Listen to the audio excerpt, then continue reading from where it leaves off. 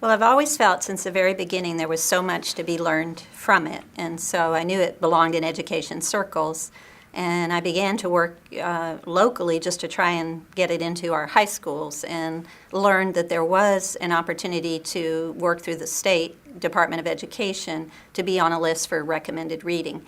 And when that list came out and I saw I was on there with To Kill a Mockingbird and other prestigious books, I realized what a huge achievement it was. But it helped to get teachers interested in finding out more about your book. So that was an important first step. But from there, I went on to calling on organizations like the Holocaust Museum in Washington, D.C., and through their teachers program, a couple of the professors ended up making it recommended reading in a book that they were writing called The Essentials of Holocaust Education. So that also kind of gave it wings to be accepted in the process. Further, the National World War II Museum, I contacted them and went through a process, and they added me to their high school recommended reading list.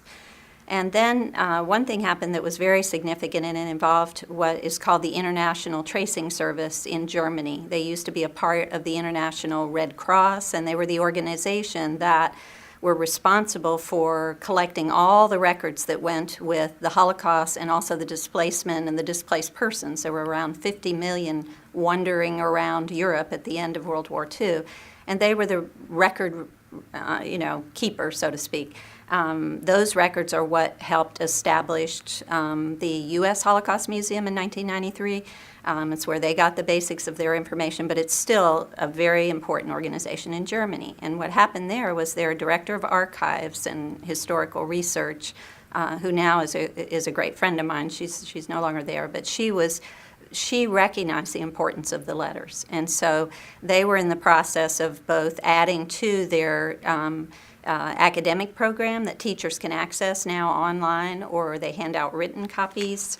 And so she developed, actually, for my first book, Adventures Against Their Will, she recommended this to be a part of their program. And so it became just a beautiful example of what can be done to showcase kind of the things that are in the book that are very vivid to people and the stories that they tell. And so it's now online to anyone who wants to download it.